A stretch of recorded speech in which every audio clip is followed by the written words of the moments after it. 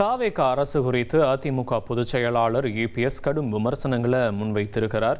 தன்னுடைய விமர்சனத்தில் தமிழகத்தில் நடக்கக்கூடியது பொய்க்கால் குதிரை ஆட்சி தான், இது சில காலம்தான் இந்த ஆட்சி தொடரும்னு விமர்சித்திருக்கிறார். தூய சக்தி என தன்னை சொல்லிக்கொள்ளும் பொய்க்கால் குதிரை அரசுன்னு குறிப்பிட்டு இருக்கக்கூடியவர் திமுக கூட்டணி கட்சிகளோட ஆதரவோட தான் தாவேக ஆட்சி அமைத்திருப்பதாக தெரிவித்திருக்கிறார். தொடர்ந்து நம்மோடு அரசியல் விமர்சகர் திரு சஞ்சீவி இணைந்திருக்கிறார். வணக்கம் திரு சஞ்சீவி.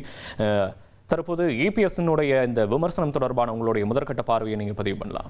தாவேக தலைவர் விஜய் தொடர்ந்து ஒரு அதிமுகவை ரீப்ளேஸ் பண்றதுக்கான வேலையை பார்த்துட்டு இருக்காரு அப்படின்றது அவரு செய்யக்கூடிய வேலைகள் மூலமா தெரியுது. இப்ப கூட பாத்தீங்க அப்படின்னா அம்மா உணவுகளை சீரமைக்கக்கூடிய பணிகளை ஒரு அரசாணை வெளியிட்டிருக்காரு. சோ அதிமுக பொறுத்த வரைக்கும் பாத்தீங்க அப்படின்னா விஜய் அந்த டைரக்ஷன் நோக்கி தான் போறாருன்னு தெரியுது இல்லையா, கிளியரா. ஏன்னா ஒரே கல்ல ரெண்டு மாகான்ற மாதிரி இந்த ஏடிஎம்கேயோட சப்போர்ட்டிங் எம்எல்ஏஸ் அவர் பக்கம் இழுத்தார் அப்படின்னா ஏடிஎம்கே ஒரு பக்கம் தொடர்ந்து வீக்கெண்ட் பண்ற மாதிரி ஆயிடும். மறுபக்கம் பார்த்தோம் அப்படின்னா தொடர்ந்து தாவேகோட ஆட்சி 5 ஆண்டுகள் நீடித்து இருக்கும். சோ அதனால தொடர்ந்து பாத்தீங்க அப்படின்னா ஏடிஎம்கே வீக்கெண்ட் பண்றதுக்கான வழிகளை பார்த்துட்டு இருக்காரு.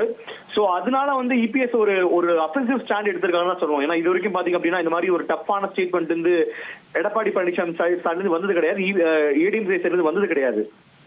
சோ தொடர்ந்து பாத்தீங்க அப்படின்னா ஒரு டஃப்பான ஸ்டாண்ட்ஸ் அஃபென்சிவ் ஸ்டாண்ட்ஸ் எடுத்திருக்காரு அப்படின்னா இந்த ஸ்டேட்மெண்ட் கிளியரா தெரியுது.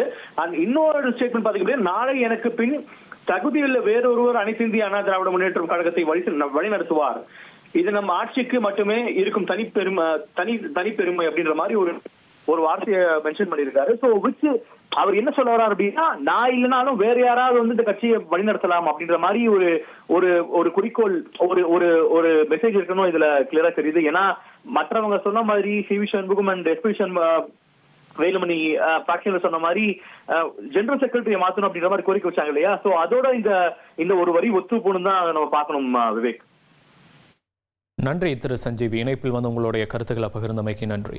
1,28,00,000 மனங்களை வென்ற தந்தி டிவி யூடியூப் சேனல். தவிர்க்க முடியாத தம்ப்நெயில், கலக்கலான கான்டென்ட்ஸ். நீங்களும் இந்த குடும்பத்தில் இணைய இப்பவே சப்ஸ்கிரைப் பண்ணுங்க. அசுரபலம் கொண்ட எங்கள் டிஜிட்டல் கரங்களில் உங்கள் விளம்பரங்களை சேர்க்க வாட்ஸ்அப் பண்ணுங்க. 893988883778. Email advtthanditv@dttv.in.